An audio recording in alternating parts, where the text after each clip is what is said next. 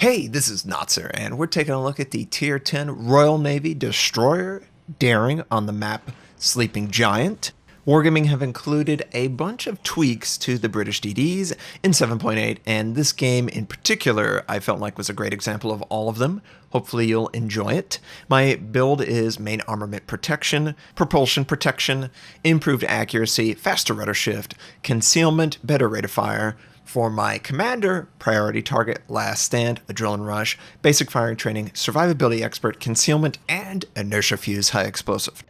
So for the tweaks, acceleration is baked into every British DD, similar to the cruisers of the same navy. This is it allows you to maintain speed in turns.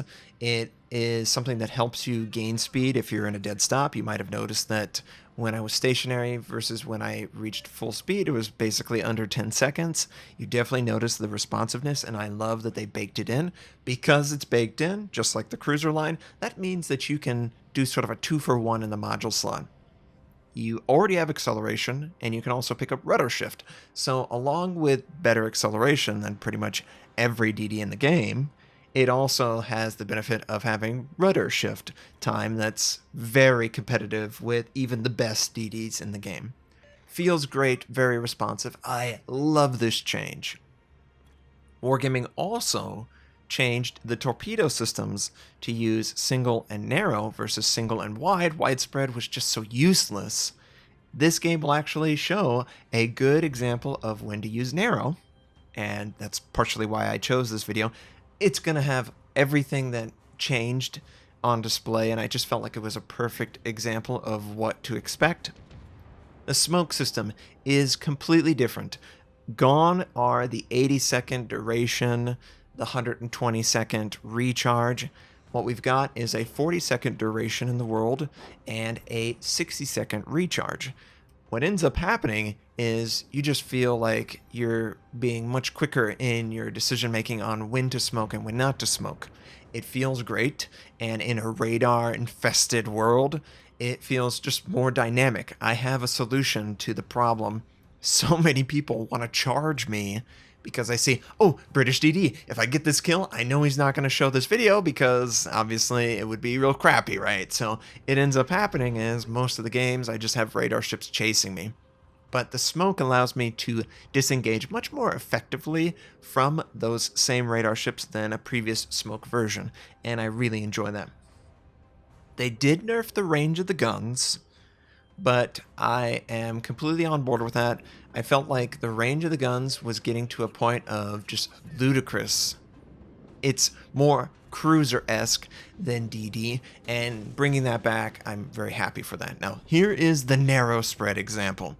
We've got an enemy gearing. He's trying to camp and contest the point.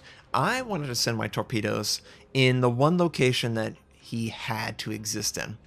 I used my hydroacoustic to get a little bit of extra information, and sure enough, friendlies are using their radar, they're trying to detect him, and it forces him into the path of my first torpedo send, and I'm like, oh, that might work out for us, and sure enough, he backs right into the second set, and we take out the enemy DD, which opens up D point a lot.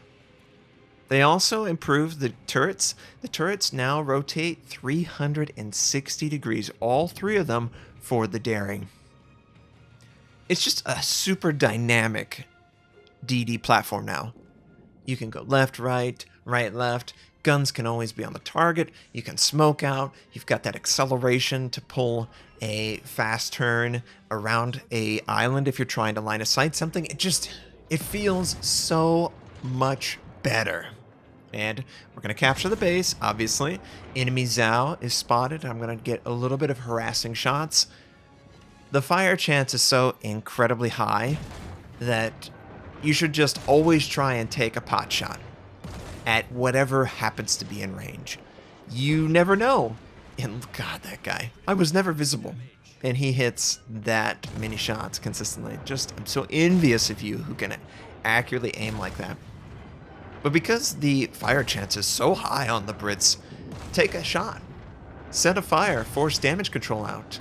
Maybe they don't use damage control, and then that's 10, 15, 20,000 free damage. It really is so responsive and so fun to play.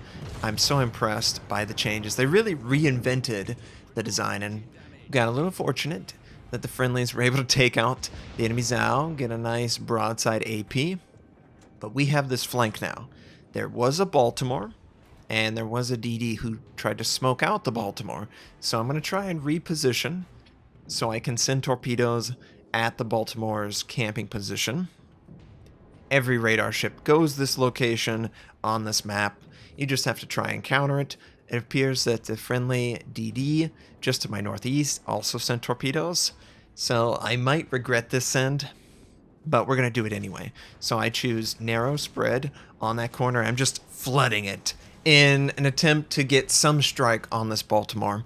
It's so easy for these radar cruisers to have acceleration module and just play that line game where maybe they're detected, maybe they're not detected. You don't see the center of my ship. Oh, I can fire freely, but I'm still undetected. It doesn't look like I'm going to be as successful as I hoped because of the friendly torpedoes. It just forces the player to maneuver. Obviously, when he maneuvers, he's going to move at a location I set my torpedoes. But I love the single spread. I love the narrow spread. I love that feel. Just the fact that I had that opportunity, and if he would not have moved, he would have absolutely taken a lot of torpedoes. Regardless, pop smoke, fire my gun, set him on fire, and oh no, here comes the enemy Baltimore with radar. There's no reason to stay. I just have to go. And I think players are just unfamiliar with this acceleration because I have so many people thrown off by how quick I'm getting in and out of places. I feel so nimble. I don't know if this is the final version, and I don't know how players will get accustomed to it, because they will absolutely, but if you've never shot at a British DD, it is something to behold. It's just very awkward because of that acceleration turning. They just maintain so much speed and they're so tiny. Of course, there's an Akizuki. I feel a little vulnerable, but notice the smoke charge is almost available, and I had just used it against the Baltimore to try and disengage, and I can pop smoke once again. It just is so active. I love this. We took a huge shot from some enemy battleship, definitely AP stuck on the ship, and torpedoes incoming. So I'm just going to try and make sure I'm set up, and so easy to accelerate into a good position. It just, I love this trait. I did not expect Wargaming to include it, but because they did, it's wonderful. Absolutely wonderful. But I think this flank is pretty much done. I don't think there's anything else that we need to worry about. My smoke is on cooldown. I did use my hydroacoustic, which is still that super long and super shallow, but at tier 10, it's actually not too shallow. I think it's like 4 kilometers on ship detection, or 3.5, and something on torpedo that's close to that. Enemy Izumo is in range. I'm going to try and manipulate the geometry of the islands to freely fire while my smoke is almost back off a cooldown, and it just feels so great. I'm like, what? There's nothing in range on my screen that would say, oh, there's an enemy ship, and of course, it's the Yue Yang. So I'm like, oh, crap. Drop smoke, avoid. Of course, it's a Yue Yang that's using radar. And look at this acceleration. Look at this. No other DD can do this. No other DD line has that kind of acceleration. 0 to, full speed, able to conceal myself behind the island. And you saw the Yue Yang. He was so thrown off. He aimed way behind my ship. Absolutely would have been dead if not for that British acceleration baked in. It's just, it maintains speed in a turn. You get to go wherever you need to go. Because it's the Yue Yang, its radar is going to be a short duration, so I just felt like, okay, I'm going to back right up into the smoke. I'm going to fire on the enemy. They get a kill. I don't get the kill. It's okay. But we pretty much won that game. And it felt great.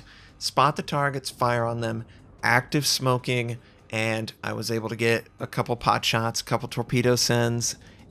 And, this game is over.